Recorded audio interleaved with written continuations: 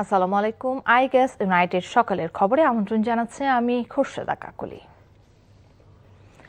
আগামীকাল চট্টগ্রাম সফরে যাচ্ছেন প্রধানমন্ত্রী ও বিএনপি চেয়ারম্যান তারেক রহমান। দিনব্যাপী এই সফরের কর্মসূচিতে রয়েছে কক্সবাজারের মাতার বাড়িতে গভীর সমুদ্র বন্দর পরিদর্শন, বাঁশখালী ও হাটহাজারীতে দুটি জনসভায় অংশগ্রহণ। এছাড়াও সাম্প্রতিক বন্যায় ক্ষতিগ্রস্তদের পুনর্বাসনে আয়োজিত সভায় যোগ দেবেন প্রধানমন্ত্রী। চট্টগ্রাম থেকে শামসুল হক হায়দরের রিপোর্ট, ক্যামেরায় ছিলেন এনামুল হক। প্রধানমন্ত্রী তারেক রহমান ঢাকা থেকে হেলিকপ্টার যোগে রোববার সকাল 10:30টায় কক্সবাজারের মাতারবাড়ি পৌঁছানোর কথা রয়েছে। সেখানে গভীর সমুদ্র বন্দর, কয়লা বিদ্যুৎ প্রকল্প ও মহেশখালীর সমন্বিত উন্নয়ন ব্যবস্থা পরিদর্শন করবেন তিনি। এরপর বেলা 12:30টায় পৌঁছাবেন চট্টগ্রামের বাঁশখালী উপজেলায়। সেখানে বাহারছড়া সমুদ্র সৈকত সংলগ্ন সাম্প্রতিক বন্যায় ক্ষতিগ্রস্তদের পুনর্বাসনের লক্ষ্যে আয়োজিত অনুষ্ঠানে প্রধানমন্ত্রী যোগ দেবেন বলে জানিয়েছেন বিএনপি নেতারা। কর্মীদের মধ্যে একটা ব্যাপক উদ্দীপনা দেখা যাচ্ছে, উৎসাহ দেখা যাচ্ছে। প্রতিটি অঞ্চলেই একটা খুব প্রাণচাঞ্চল্য, তারেক রহমান চট্টগ্রামে আসবে, তারা স্বাগত জানাতে উন্মুখ হয়ে আছে। আমাদের সকল নির্বাচিত সংসদ সদস্যবৃন্দ যারা আছেন এনারাও খুব উচ্ছ্বসিত। বেলা 1টায় উত্তর চট্টগ্রামের ফটিকছড়ি যাবেন প্রধানমন্ত্রী তারেক রহমান। সেখানে হেফাজতে ইসলামের নেতা আল্লামা শাহ মহিবুল্লাহ বাবুনগরীর সাথে সৌজন্য সাক্ষাৎ করবেন। তার এ সফরকে সামনে রেখে স্বাগত মিছিল করছেন দলীয় নেতাকর্মীরা। একই সাথে প্রধানমন্ত্রীর আগমনের খবরে উদ্বেলিত এলাকাবাসী। আমাদের ফটিকছড়িবাসীর প্রত্যাশা যে আমাদের অবকাঠামো উন্নয়ন, বিশেষ করে আমাদের রাস্তাঘাট আর শিক্ষা, আর বিশেষ করে আমাদের স্বাস্থ্য ব্যবস্থা।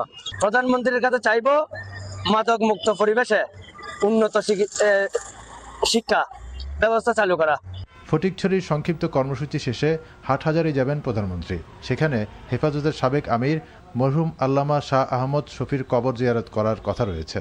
এদিন বিকাল 5টায় হাটহাজারী কলেজ মাঠে জনসভায় সাম্প্রতিক বন্যা দুর্গতদের সহযোগিতা দেওয়ার কথা রয়েছে। সব মিলিয়ে প্রধানমন্ত্রীর চট্টগ্রাম সফরের সার্বিক প্রস্তুতি সম্পন্ন বলে জানিয়েছেন প্রশাসনের কর্মকর্তারা। ওনাকে বরণ করে নেওয়ার জন্য, গ্রহণ করে নেওয়ার জন্য, ওনার সকল কার্যক্রম সফলভাবে সুষ্ঠুভাবে সম্পাদনের জন্য যা যা প্রয়োজনীয় দরকার আমরা কিন্তু সেই জিনিসটা করছি। প্রস্তুতি বা প্রিপারেশন যেটা আছে এটা আমরা নিয়ে এনেছি।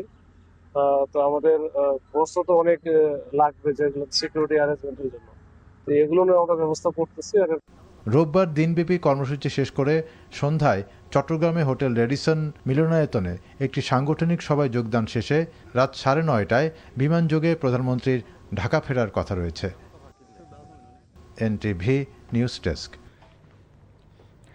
এনসিপি আহ্বায়ক ও বিরোধী দলের চিফ হুইপ নাহিদ ইসলামের নেতৃত্বে একটি প্রতিনিধি দল জুলাই গণঅভ্যুত্থান স্মৃতি জাদুঘর পরিদর্শন করেছেন। সেখান থেকে সরাসরি যুক্ত হচ্ছেন সিনিয়র করেসপন্ডেন্ট ওবায়দুল্লাহ মামুন। মামুন, জুলাই যোদ্ধারা স্মৃতি জাদুঘর নিয়ে কি বলেছেন?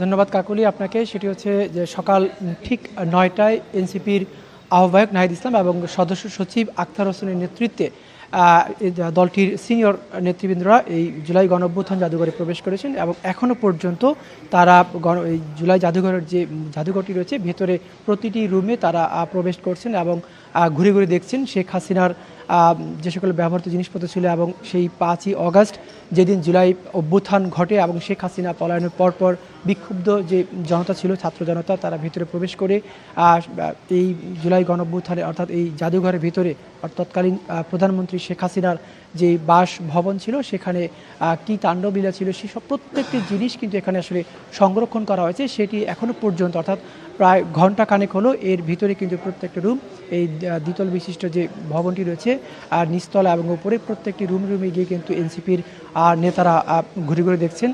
তারপরেই কিন্তু গণমাধ্যমের সঙ্গে তা কথা বলবেন এমনটাই কিন্তু আমরা জানতে পেরেছি এবং সেই জন্য কিন্তু গণমাধ্যমের কর্মীরা অপেক্ষা করছেন যে নাহিদ ইসলাম এবং আখতার হোসেন তারা রয়েছেন তাদের সিনিয়র নেতৃবৃন্দকে সঙ্গে নিয়ে পরিদর্শন শেষে গণমাধ্যমের সঙ্গে কথা বলবেন। এবং তারই সঙ্গে একটু যুক্ত করতে চাই যে গত 5 আগস্ট জুলাই গণঅভ্যুত্থানের যে 2 বছর, সেই 2 বছর উপলক্ষে এই জাদুঘরটি উদ্বোধন করা হয় প্রধানমন্ত্রী তারেক রহমান এবং অন্তর্বর্তী সরকারের যে সাবেক প্রধান উপদেষ্টা ছিলেন ডক্টর মোহাম্মদ ইউনূসকে সঙ্গে নিয়ে কিন্তু এই জুলাই গণঅভ্যুত্থানটি 5 আগস্ট উদ্বোধন করা হয় এবং 6 আগস্ট থেকে এই জাদুঘরটি সর্বসাধারণের জন্য উন্মুক্ত করা হয় এবং এই প্রতিদিন সকাল 11টা থেকে সন্ধ্যা 6টা পর্যন্ত সর্বসাধারণের জন্য জাদুঘরটি উন্মুক্ত রাখা হয়েছে এবং প্রতিদিনই কিন্তু জনগণ এখানে এই জুলাই গণঅভ্যুত্থানের যে স্মৃতি অর্থাৎ এখানে শেখ হাসিনার অর্থাৎ ফ্যাসিস্ট শেখ হাসিনার তৎকালীন যে প্রধানমন্ত্রী তার যে বাসভবন এবং জুলাই গণঅভ্যুত্থানের দিন 5 আগস্ট যে এখানে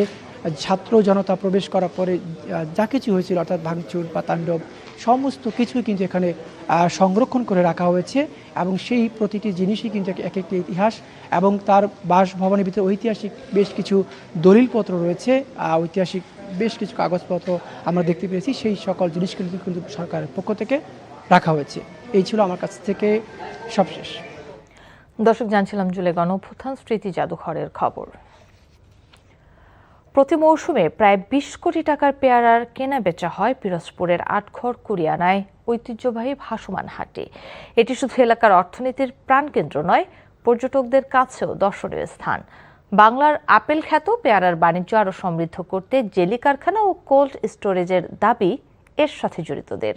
রশিদ আল মুনানের পাঠানো তথ্য ছবিতে শওকত করিমের ডেস্ক রিপোর্ট। থাইল্যান্ড কিংবা ভিয়েতনামের জলবাজার নয়, জাতীয় কবি কাজী নজরুল ইসলামের চোখে এ তো বাংলার ভ্যানিস। জলজীবনে এ সবুজের ক্যানভাস পিরোজপুরের নেছারাবাদে পেয়ারার রাজ্যে। শুধু একটি ফল নয়, এ অঞ্চলের মানুষের ইতিহাস, সংস্কৃতি, জীবনধারার প্রতীক। ভরা মৌসুমে বেশ কয়েকটি গ্রামের খালের বুক চিরে সুস্বাদু ফলটি নিয়ে সন্ধ্যা নদীর শাখা আটঘর কুরিয়ানা খালে চাষিয়া।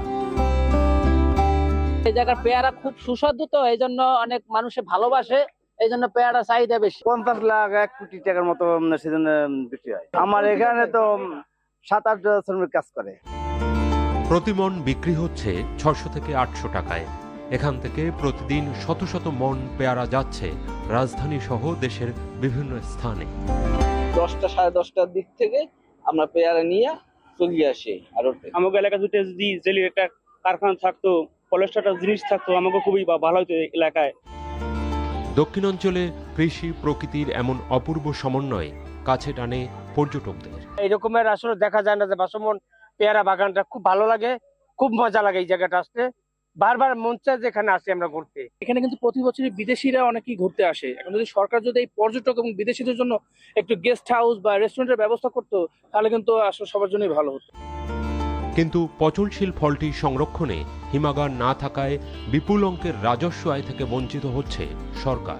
আমরা কৃষি অফিস থেকে উপসহকারী কৃষি কর্মকর্তাদের মাধ্যমে এবং আমরা বিভিন্ন প্রশিক্ষণ প্রোগ্রামে এই পেয়ারা গাছের পরিচর্যা বিষয়ে পরামর্শ দিয়ে থাকি। এখানে যদি কোনো সহায়তা দেওয়া হয় কৃষকদেরকে, বিশেষ করে মিনি কোল্ড স্টোরেজের ব্যবস্থা যদি করা হয়, তাহলে এই পেয়ারার সিজন থেকে যে পেয়ারা উৎপাদিত হয়, এই উৎপাদিত পেয়ারা সংরক্ষণ করে রাখতে পারলে কৃষকগণ ন্যায্য বাজার মূল্যটা পাবে।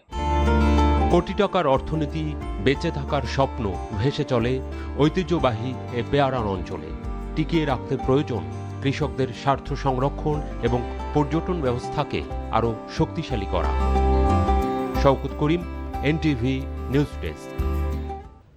সকালে খবর এটুকুই। এই খবরের ভিডিও সহ আপডেট জানতে ভিজিট করুন এনটিভি অনলাইন www.ntvbd.com।